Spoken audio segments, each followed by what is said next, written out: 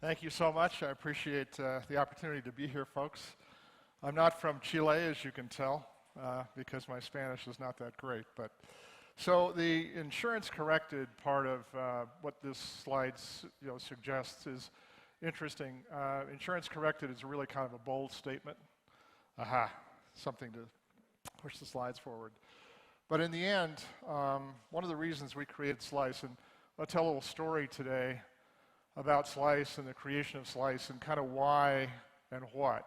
This is not going to be a sales pitch so much for Slice as it is our story about why we invented Slice in the first place or why we created Slice in the first place and how we kind of got to the point where we think that insurance has a future. We just don't know what that future is, right?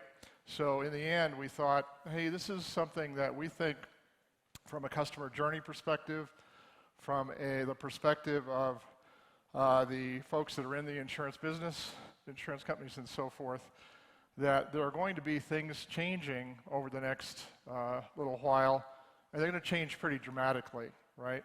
So we'll talk a little bit about that journey and why and what and so forth. So should you guys be worried about him? Think about it. It's Tesla. It's Elon Musk, SpaceX. I mean, I don't know Elon, but his face is all over everything. So SpaceX, the Tesla and so forth. The bottom line with Tesla is, should you be worried? Is Tesla a car company? Are they a company that puts things into space? Are they an insurance company? The bottom line with Tesla, and I'll talk a little bit about this more as we go through the presentation, they're creating their own insurance program. And the ability for them to do that makes it imperative that I think the insurance industry pays attention.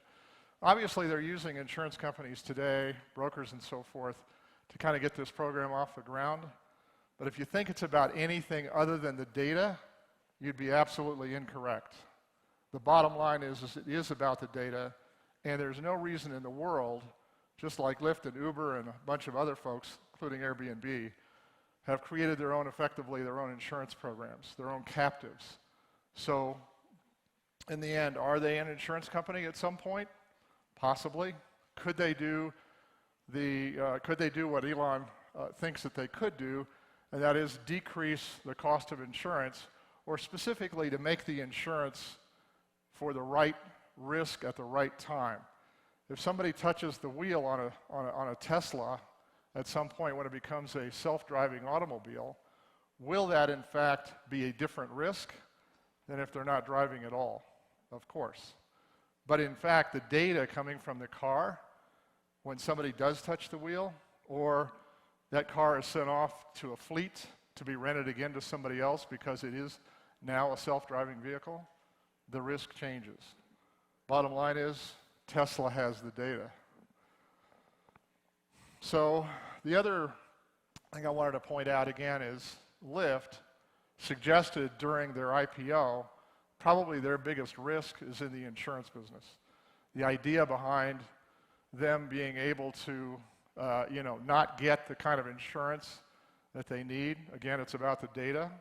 The bottom line is they, in effect, are an insurance company because, of course, they created the captive in Hawaii.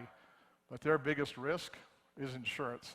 So how do we get through this process? How do we determine what it is that we move forward with in terms of insurance for the future for these kinds of risks? So what does the future look like in the age of digital?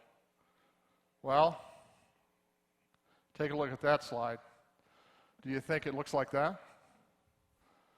Can you all read that? It says, the company, I should read it down here, the company lacks digital. We need to think about the possibility of setting up a policy group to look at the option of a subcommittee to prepare a discussion paper on the problem. Yeah, that's not digital. And that's the way so many insurance companies continue to operate today. You guys are here at an Insurtech conference in large part because you're aware of the issue. You're aware of the things that may occur or that will likely occur over the next 5, 10, 15, 20 years. And as you move through your careers in the insurance business, it's important that you understand and that your companies understand that in effect, the future could include no insurance companies. Why would I say that? It's pretty simple. The opportunity for somebody, some capacity, somebody to take the paper, the risk, the capacity, the money required to pay a claim, and use technology through the entire insurance value chain, including blockchain, to ensure the transaction. Why wouldn't somebody be able to do that? Now, from a regulatory perspective, that's going to be kind of a difficult thing to do.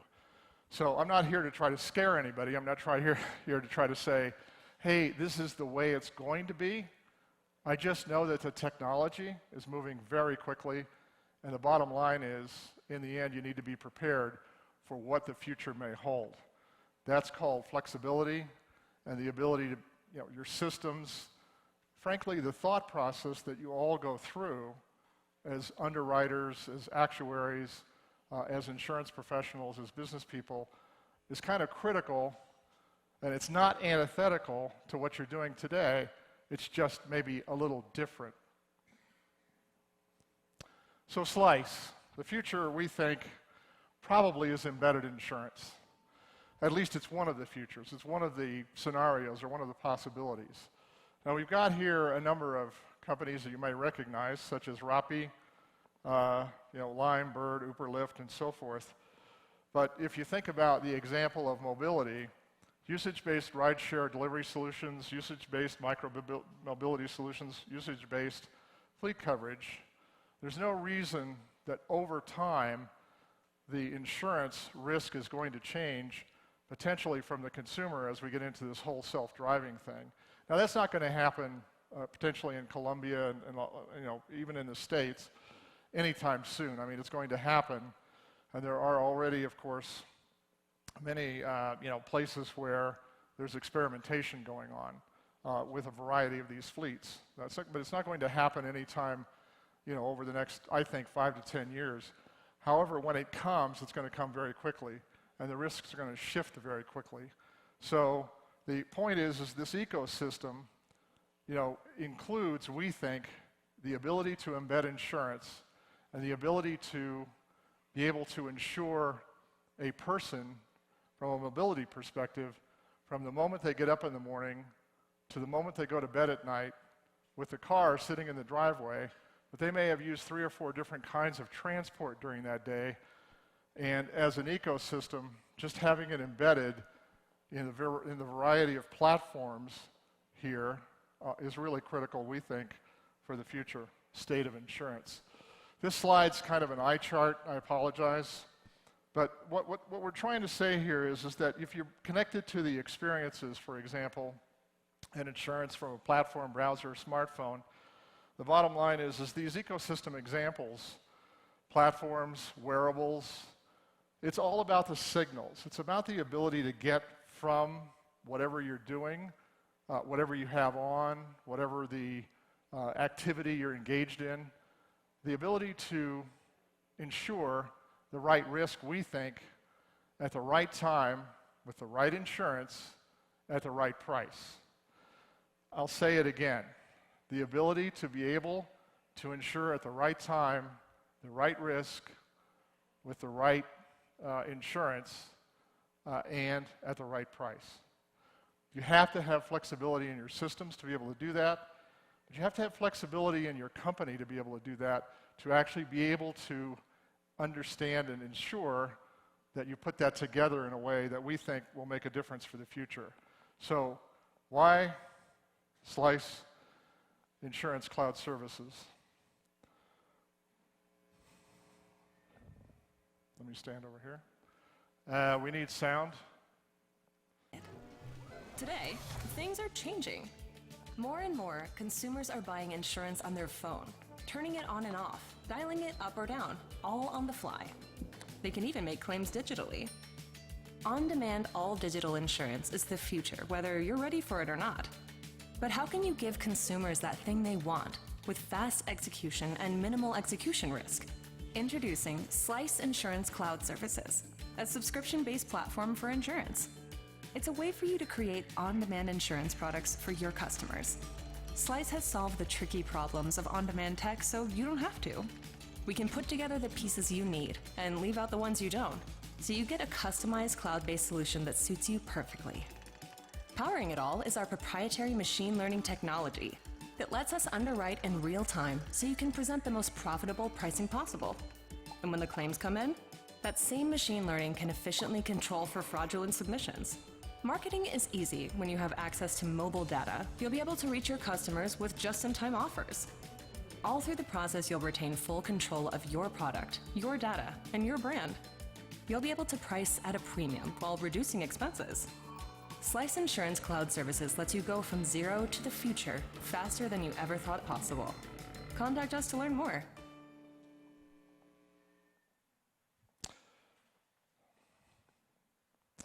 So Slice is a company that was created primarily because we felt like the customer journey was kind of critical to the future. Think about the societal changes that are occurring with Amazon, Netflix, Spotify, whatever. So Tim and Stu and I thought, you know, there's just got to be a better way for the customer journey. There's got to be a better way for us in the insurance business to be able to offer the kind of experience that you see from those kinds of platforms. And these kinds of platforms obviously are proliferating incredibly fast. So what if we could turn insurance on and off like a light? Well, what about, or better, a better analogy might be, what if we could do it like with a dimmer switch? So I can turn the insurance up or down, I can do it quickly, but maybe I could do it automatically based on the signals that I'm getting from whatever it is that I'm getting them from. Could be from your phone, could be from the car, could be from an IoT device in your house. Could be that the risk, for example, in your house, you know, on a homeowner's insurance basis, I'm not saying you're going to do this today, but we could, you know, based on the platform that we have here, be able to turn the insurance on in a way that increases the liability coverage and maybe even the property coverage during the period of time you're home. But if you're not home, it's a different risk, right? Now, from a regulatory perspective, at least in the States, and I'm assuming here in Colombia, you can't really do that, right? Because it's called dynamic pricing, and the insurance regulators get all excited about that. However, for the future, as these IoT devices proliferate in your home, the opportunity to prevent risk and the opportunity to price the prevention of that risk is something that I think you're going to want to be able to do, and you're going to want to be able to try to differentiate yourselves from the rest of the crowd. I could describe here, for example, the possibility of, since Slice does home share, and I'm going to show you that in just a little bit, home share is all about insuring properly an Airbnb property. Well, Airbnb properties, while you're doing an Airbnb as a host, that's a commercial insurance product. You're actually running a business. So if you're running a business, you know, are you insured properly if all you're using is your homeowner insurance? So we put together a product, it's a home share product, but why couldn't you actually create, if you had the technology and the willingness to do so, a homeowner product, monthly subscription type basis, and at the end of the day, home share would just kick in automatically based on the calendar or some signal that you're getting from your phone or some other device. For example, somebody unlocks the door, home share insurance, the proper coverage kicks in for the weekend. At the end of the day, on Sunday, it kicks off and you go back to your homeowner risk. So you can't do that typically with the current solutions and setups that we have today. However, we're not the only platform that can do this. We are one of the earliest and one of the strongest, but at the end of the day, the idea is to be able to the right risk at the right time with the right insurance. So who is Slice? So our strategy when we created the company, you know, we had this notion of can't compete with Geico, can't compete with Progressive. So we decided to take a look at what it was that, you know, made a difference. And we thought, well, there's this gap going on between, for example, the home share area ride share, some of the other kind of on-demand kinds of things that occur in the world, and the gig economy. And we started in the States, and I'll talk a little bit about where we are at this point. In fact, trying to work with some folks here in Colombia. But the point I'm making is that as a company, we decided that it was important for us to be kind of in this upper right-hand quadrant. This upper right-hand quadrant, new economy and digital. Digital for us isn't just about repaving the cow path. It's not about taking a road that's already traveled and it's dirt and just paving over that and it's the same road. It's about taking a new way to increase customer retention. It's about a new way to actually get customers from a customer journey perspective to like us better and to trust us. Yesterday, Kelly talked about trust a lot, and trust is an important issue in the insurance business. I know, for example, that here in Colombia and in lots of Latin America, the penetration rate for insurance is like 6% or 4% in some cases, or 5%. So, is that a bad thing? Well, it's not a great thing. You'll want your consumers to be protected. And the bottom line is if you provide the right insurance to them, and potentially lots of folks call these micro-insurances, the ability to get a customer across the line to understand what insurance is all about is the ability to sell that product to them in a way that is possible inexpensively, and the only way we think you can do that is digital. It's just too expensive through an agent force, for example. And digital here for us does not mean direct to consumer. It could, in fact does include, we have some situations going on in the US right now where we're channel agnostic. We're going to be working with agents, with a fairly traditional product. However, it's important, we think, not to cut out a channel, but if you're going to try to increase your market share, and I'm standing up here kind of as a marketing guy, you're going to increase your market share, you're going to want to try to do that to get people to buy something that makes a difference to their lives. So with the guiding principles of Slice, I won't read this slide to you. These are the things that we think make a difference to consumers and to the end user. Impeccable on-demand service. On-demand for us does not mean we can sell you a policy for 5 minutes or 10 minutes or 15 minutes or 15 days or 5 days. We can do all of that. That's part of the platform. At the end of the day, it could be an annual policy. However, making it maybe a subscription model so that the coverages can be dialed up and down. Or maybe it's the same, but you're dinging somebody's credit card at the end of the month. One of the things that we've seen over our lifetimes, and I was part of, I think, well more than $1 billion of sales of traditional policy administration systems. The problem with that is, in the end, you're going to wind up with, a very complex billing system.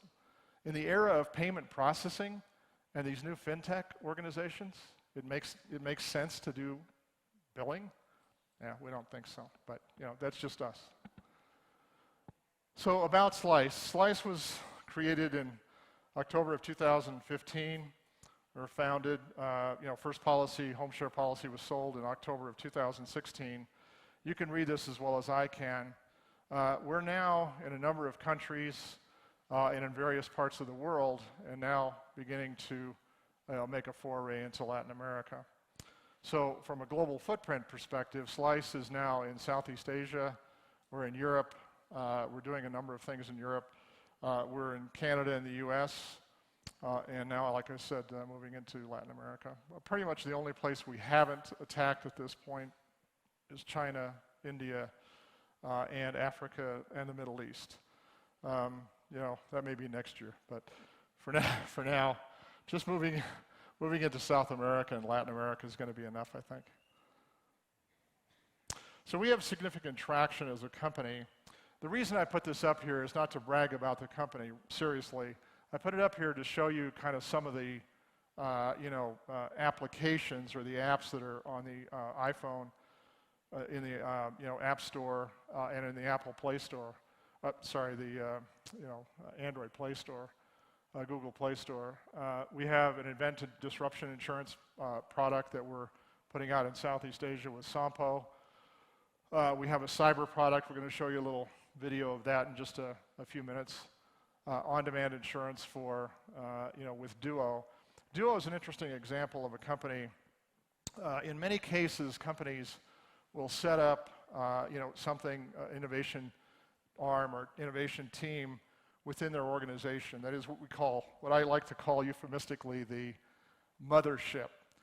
In many cases, the better way to do that is to try to carve out, if you're really trying to think about how to go digital or how to do something, you're worried about brand recognition or branding and so forth, maybe carve that out and create a new entity, right? So in the case of Cooperators Insurance in Canada, they created Duo. That particular aspect of an opportunity for companies that are worried or concerned is to be able to just create a brand or a different brand and so forth for that purpose.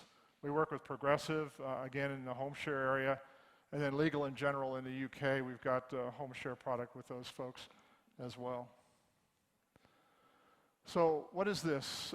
This is what the platform looks like. I'm not, again, just not trying to make this a sales pitch. It's just what we do, right? So at the end of the day, you can see that what I really want to point out is Slice is, think of Slice as a company that's, we're an MGA officially. We get paper, if you will, or capacity from insurers. Munich Re is one of our major partners, and really a major partner for us globally. So we use them, frankly, for a fair amount of the capacity that we need. But the customer engagement is the part that I wanted to point out. The center of our company is all about the customer. And I'll talk about that in just a minute in a sense of what does it take for us to make customers happy with us? Trust is one thing. So from a claims perspective, we want to make sure they trust us to pay the claim. Number two, customer engagement, we think on the front end means making it easy for the customer to buy something in a way that they need it. Yeah? Not in the way we want to sell it. We've always, as insurance guys, said, hey, this is my company. Here's what I've got. Here's how we're going to do it for you. And by the way, you should just buy it. So insurance has to be sold. What if we could just get people to buy protection? Wouldn't that make a difference? So customer engagement is the center of everything we do. Real-time signals and events. This is one of the key parts of the platform. We don't care where the signals come from. This is just typically a weather event. In our home share product in the States, during Hurricane Harvey, we just turned off coverage. Now, we could do that from a regulatory perspective because we have, we're able to do it in the markets that we serve. When that hurricane started heading a week before, started heading toward Texas, and this is just a very simple example.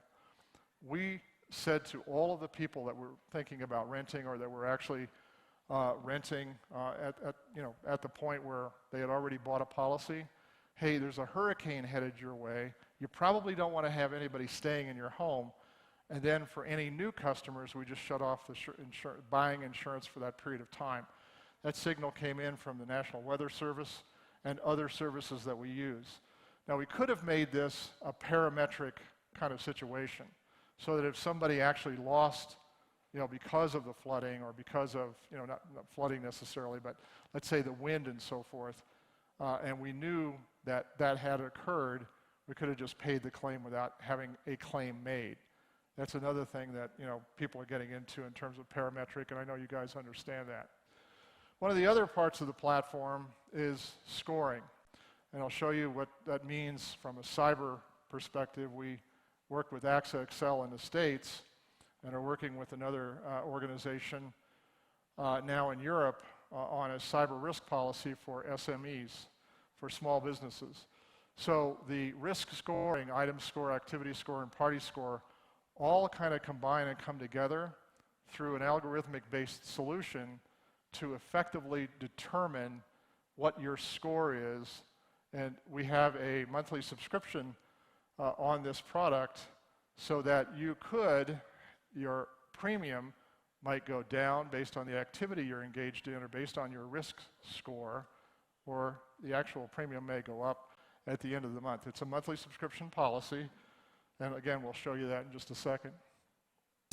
Also in the claims process, I know yesterday Kelly was talking about the behavioral economics. Well, we work with a fellow at Harvard University, Max Bazerman, who has assisted us in working through a lot of the things that Kelly was talking about as well. So the claims system now, from an FNOL through the chatbot, all the way through the process, what we're trying to say to the customer is, you can trust us because we've signed an honesty pledge that says if you have something for us to, that you have a claim for us to have to pay, you're going to be honest about the amount that you're asking for, honest about the claim, and so forth. So, and then they sign a similar honesty pledge. We know that if they do that up front, that it makes a difference to fraud prevention. We also have fraud detection, of course, built into the platform and built into the system so that we understand. For example, we will ask for you to upload a video, or we will ask for you to type in, whatever it is from an FNOL, on an FNOL basis, what it is that you're claiming. We know that from all of the data we've gotten and the machine learning and the algorithms that we have built into the platform, that if in fact you've done that 3 or 4 times and you've done it in a certain way, we're going to kick it out to an adjudicator. We're going to kick it out to an adjuster because we know already, based on the data we have, it possibly is fraudulent, right? Now, we adjudicate a lot of our claims digitally. So what that means is for up to a certain amount, we just pay the claim. There's no, they make a claim up to, say, $1,500 on our home share, we just pay the claim. It's almost parametric, although it's not exactly parametric because somebody does have to make a claim. But the point is we can do that, and we do that very effectively. So Slice Mind, what is Slice Mind?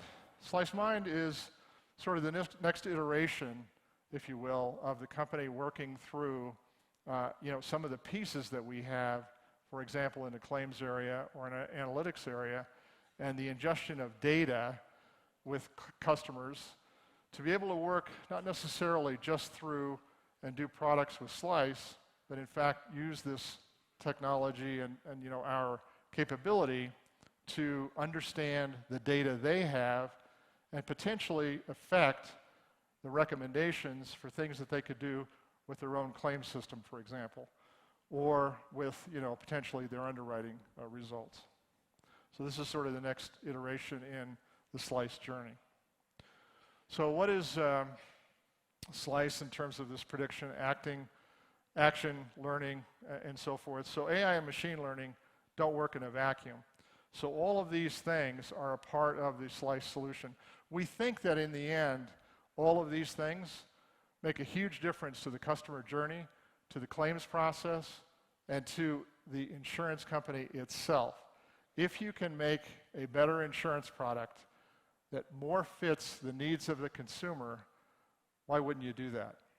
I can tell you why you wouldn't do that in a normal insurance company, because it's really hard. It's hard because the systems aren't set up for that.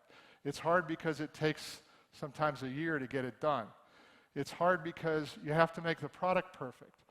Now, is it the same, however, when you're trying to do a product and effectively you're going to focus groups and all of the things that you try to get products out into the marketplace? Is it the same as having a minimum viable product, which is our way of getting it done? Frankly, the fact is, from a marketing standpoint, we think that minimum viable product market fit, and then scale is really the right way to go. You're looking for 100, 500, 1,000 customers. It may be that your focus groups are perfect for that, but at the end of the day, we think that that's just the way to start. And in fact, MVP, actually asking a real customer, Is this product the right product for you? Does it have the right cover? Is it in fact the right thing to be doing, and is it the right, are we covering the right risk? So in effect, this is how we actually do it. This is just our methodology, and in the end, proven to be very, very, very effective. That first 100, 500 customers, you determine what it is that you know, from an agile perspective. And frankly, we put products into the marketplace. I know this is kind of hard to believe. 8, 10 weeks, put a new product in, MVP basis, get your first 100, 500 customers, and then ultimately determine product market fit and then scale. So spend real money at the product market fit and scale level. Don't just, hey, I got a brand new product, geez, I got to go out and blow a ton of money. Focus groups have told us this is a great idea, and then all of a sudden you figure out that I missed something, and now I've got to go back to my IT department and spend a tremendous amount of time and money revamping the product. So this is what we call our Launch a Product Hackathon. I won't get into what this means, except that we take a period of time, a day here, and then provisioning, and then a day, to get to the point where, from a minimum viable product perspective, this is the 8 to 10 weeks I'm talking about. So as an organization, the methodology we think makes the most sense, because if you get that done and you've made a mistake, how much time and money have you spent really? Not a lot. How much time and money have you spent if it takes you a year to get that done? A lot. So I'll go relatively quickly through these products. This is our HomeShare product. This is onboarding. So one of the other things about customer journey, and I want to be mindful of the time, one of the other things about customer journey that we have is we think it's important to not ask the customer a ton of questions. We have absolutely no questions. Well, I do have 3. When somebody applies for HomeShare coverage, we go out, get the data on the homes and so forth from data sources. Now, we understand that that's not necessarily as possible in Latin America and in some countries as it is in the US and so forth. We dealt with that same problem, believe it or not, in the UK, and we were able to get around it.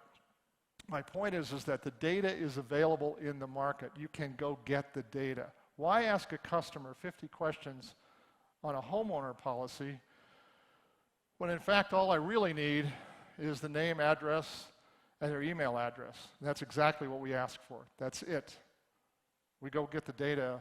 I don't want to ask somebody what their roof type is, because frankly I know what their roof type is by ingesting data from a different source. This is, again, HomeShare quote and policy. These are just the screens that I'm showing you at this point. It takes about, from registration to the point where somebody actually buys a HomeShare policy, takes about 3 minutes. This is a fully baked homeowner policy with commercial cover that is appropriate for the risk that's being taken at the time it's being taken. It took us 8 weeks to put that out. Cyber, we're going to show you a video. So I'm going to talk a little bit during this video. This is an on-demand cyber product, SME, so it's for SMEs. We're building this product for now in the US. We have opportunities in other parts of the country, or world, sorry. This product takes about 3 minutes to buy.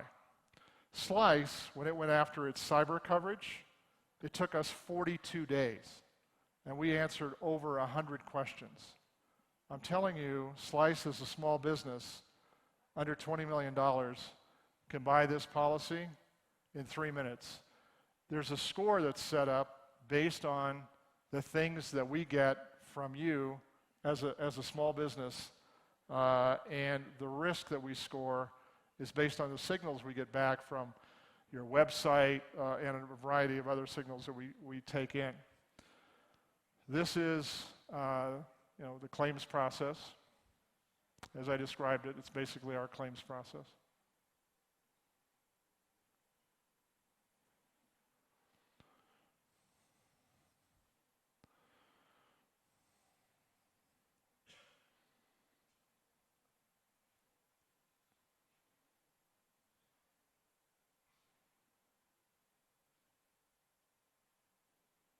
This is all using chatbots, by the way.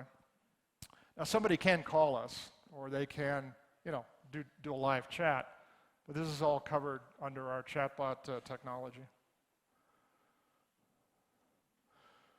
So the cyber onboarding is exactly what you just saw in that video, so I won't go through this too much, but the bottom line is this is what it takes. 3 minutes, not 42 days. This is the cyber risk dashboard that a customer will see. These dials go up and down based on, what's happening. So maybe somebody hasn't, the education and so forth is not there. They haven't done something that's important, for us to understand the risk better. So again, based on where we are, these things go up and down. Responsive on-demand pricing, I won't really touch on that too much. You have, in some cases, a declining score sample or improving score sample. The base premium may go up or down at the end of the month. This is a monthly subscription product. We ding their credit card at the end of the month for the premium. By the way, we're in constant communication. Rideshare, this is just an example of a rideshare product that we're working on with Nationwide in the US. So this is a fully baked auto policy. It's going to be usage and time-based. And one final product, and then we've got to get into questions. We are working with a mobile provider in Europe. A mobile provider, a telecommunications company, has a platform that is going to be selling insurance. They're going to start with travel insurance in Europe. We have a carrier that is going to be providing the paper or the capacity, and this mobile provider has globally over 200 million customers. So they have 9 or 10, I think, countries. We're starting just now with in the UK with that organization. It is a telecommunications platform, and we think that the vision is for the go-to to be that platform for this kind of insurance as well as many other kinds of insurance. Thank you. I should shut up at this point.